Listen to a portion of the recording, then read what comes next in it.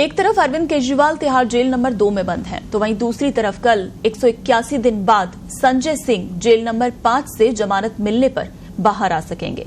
शराब घोटाले के इस मामले में अब जब तक निचली अदालत में ट्रायल चलेगा तब तक संजय सिंह बेल पर बाहर रहेंगे और उन्हें सिर्फ कोर्ट की सुनवाई के दौरान अदालत में पेश होना होगा। सुप्रीम कोर्ट में संजय सिंह की जमानत याचिका पर सुनवाई के दौरान ईडी ने आपत्ति नहीं जताई। इसके बाद जस्टिस संजीव खन्ना की अध्यक्षता वाली 3 जजों की बेंच ने अपना फैसला सुनाया। संजय सिंह की जमानत की शर्तें ट्रायल कोर्ट द्वारा तय की जाएंगी। संजय सिंह को जमानत तो मिल गई, लेकिन मंगलवार को वो बाहर नहीं आ सके। संजय सिंह को लीवर में कुछ शिकायत थी, जिसके लिए डॉक्टरों ने कुछ जांच करने के लिए कहा, इसलिए वो अस्पताल में है। डॉक्टर जब अस्पताल से जाने की इजाजत देंगे तब संजय सिंह तिहाड़ जेल वापस जाएंगे। उधर संजय सिंह का बेल ऑर्डर भी तिहाड़ नहीं पहुंचा था, लेकिन अब सवाल उठता है कि क्या संजय सिंह की जमानत से केजरीवाल और सिसोदिया को भी राहत मिलेगी।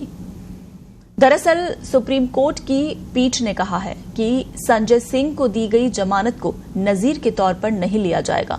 इसका आशय हुआ कि इस जमानत आदेश से अरविंद केजरीवाल सहित जेल में बंद अन्य आप नेताओं को ज्यादा राहत नहीं मिलने वाली है।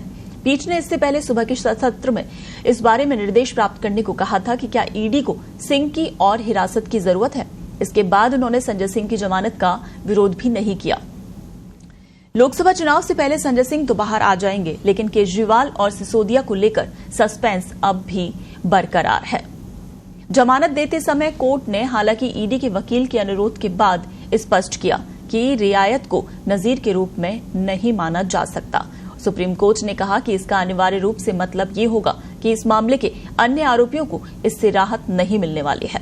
कोर्ट के आदेश के आधार पर ईडी किसी भी तरह से अन्य आरोपियों को समान रियायत देने के लिए बाध्य नहीं होगी।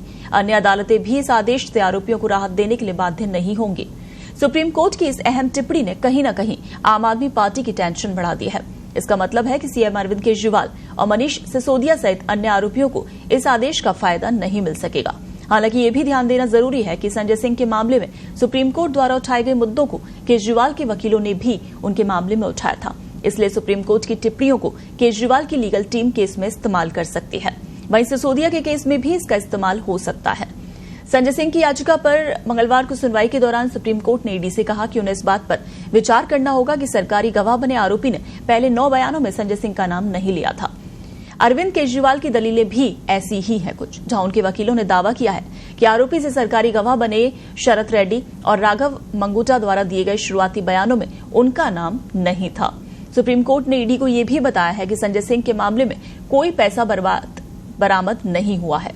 अरविंद केजरीवाल के वकीलों ने भी दावा किया है कि उनसे कोई पैसा बरामद नहीं हुआ, इसलिए भले ही संजय सिंह को मिली रियायत को केजरीवाल की जमानत के लिए एक मिसाल के तौर पर इस्तेमाल नहीं किया जा सकता, लेकिन उनकी टीम अपने मामले को मजबूत बनाने के लिए सुप्रीम कोर्ट की टिप्पणियों का हवाला दे सकती है। हालांकि इसका कितना लाभ मिल सकेगा, ये देखने वाली बात है। केजरीवाल ने बेल नहीं बल्कि सीधे गिरफ्तारी को चैलेंज कर रखा है। बुधवार को यानी आज दिल्ली हाईकोर्ट में अरविंद केजरीवाल पर अहम सुनवाई है। हाईकोर्ट के जस्टिस स्वर्णकांता शर्मा इस मामले की सुनवाई करेंगे। केजरीवाल ने अरेस्ट ऑर्डर और स्पेशल कोर्ट के आदेश को चुनौती दी है। केजरीवाल ने अपनी गिरफ्तारी को अवैध और गैरकानूनी बताया है।